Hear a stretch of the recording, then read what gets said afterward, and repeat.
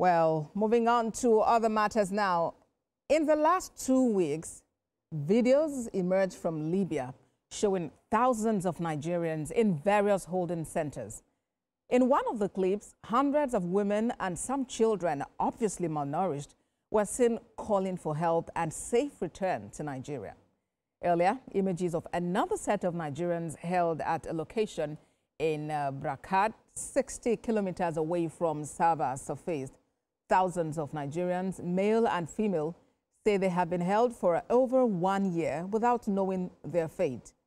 More than 2,500 stranded Nigerians have been returned and over 10,000 still left. Chairman of the Nigerians in Diaspora Commission, Irregular, had said though government has rescued thousands earlier this year, more efforts are underway to engage the authorities in Libya. Let's now bring in TVC News On to help us make sense out of this situation. Uzona, Nigeria, Libya, the cries for help always coming up.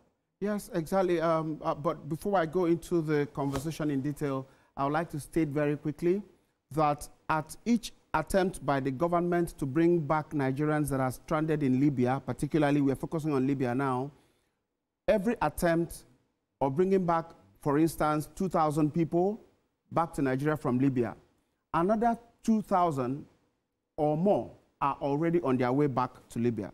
And that means that every attempt leaves a higher number of people stranded in Libya, and the cycle continues. But let's just look at what it appears to be, for that journey from Nigeria to wherever they are going to. Remember, the destination is not really Libya in most cases.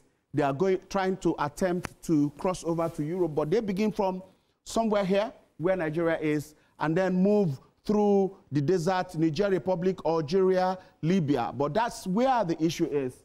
Because when you get into Libya, there are different governments contending for control within that region, and that makes it very difficult to cross over outside of Libya to wherever they are headed. Between Libya and Italy, which is in Rome, which is in Italy, you have the sea, the Mediterranean Sea.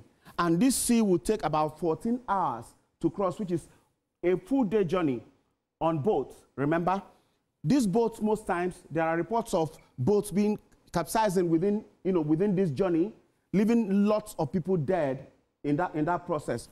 But let's come back to Libya. Now, when you get within Libya, the number of people there are many.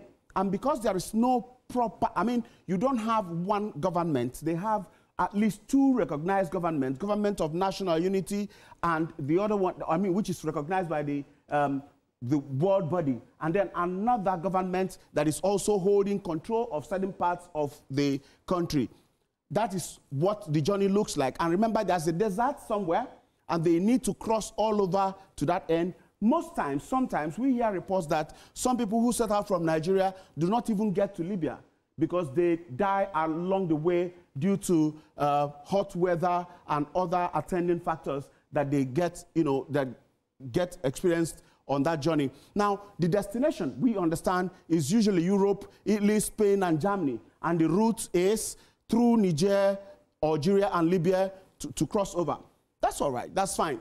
Now, federal government of Nigeria has made steady and regular effort to bring back Nigerians who are stranded at different times. In 2018, let's begin from there, when the current chairperson of the Nigerian Diaspora Commission, Honorable Abike Dabiri-Erewa, was the special advisor to the president, Muhammadu Buhari, they made effort through her campaign and pressure for them to bring back, for government to bring back over 10,000 Nigerians who were stranded in Libya. And move forward to 2024, this current administration had brought back 4,366 Nigerians in 2024. Just this year, in January this year, 2,665 Nigerians were brought back from Libya alone. And these figures are verifiable through the Nigerian Diaspora Commission, where we got the information from. And as we are saying all of this, we still hear that over 10,000 Nigerians are still stranded in Libya. What is the attraction They say it's a search for better life wherever they are finding it, wherever they can find it. But it is not just as simple as that, because if you are searching for better life and you are not committing suicide voluntarily, knowingly or unknowingly, it's a different thing. But when you know that this journey, from facts, from what records that are available to us, may not lead to where it's supposed to lead. For instance, right now, there's a particular detention center in Libya where there are over 2,000 Nigerians being held. There is another one in Libya again where they have over 1,300 Nigerians being held.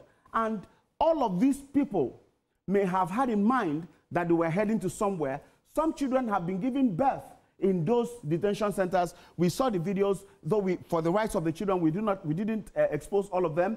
But you see malnourished children in that situation. Now, the backstory is that some individuals pose as agents in Nigeria here, promising people to get them jobs in Europe and other parts of the world, and arranging their trip through the desert because they may not have enough money to go by air. And so they put them through that stress.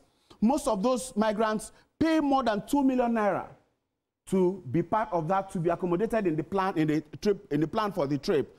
The journey lasts for up to 4 days through the desert between Nigeria and Libya. Up to 4 days through the desert. Many people die while on the journey. A lot more do not get to cross the sea. That is the Mediterranean Sea that I showed us earlier. And they are further exploited even within Libya. The reports we got, I am presently in touch with some of them that are already in Libya that are being held. The report we got is that some Nigerians who are within Libya are even exploiting them in that condition. And so these are the things that when you look at it, the question you ask yourself is, why all this? Why expose yourself to all this? There are conditions set aside by the United Nations for dealing with who they call irregular migration. But one of them is quite interesting, and that is prioritize migrants' rights. So whether you are breaking the law because you are a human being, in that situation, it is the responsibility of the country where you are to protect you. But how many of the people get these rights at the end of the day? Those people we have in the videos that we showed, are they being protected for their rights? Those people we have seen, even children, very little children, are they being protected by these rights? So all of these things might be existing in the books, but when it comes to actual reality, they may be all wanting. And it brings us to that point where we now ask ourselves, what is all of this for? Is it a blind search for light or voluntary suicide? I leave it here. That's a huge question, and we do hope that whoever is planning to embark on these trips would take some time to reflect. Things might not be all rosy the way they want it at the moment, but then embarking on this trip does look like voluntary suicide. Just last week, a set of young men were brought back from Central African Republic.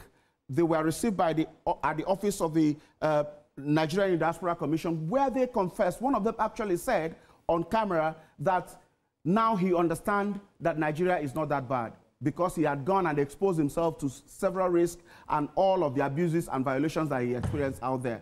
Thank you so much, Uzonna, for that update. Uzonna Noye for us. Thank you. Thank you.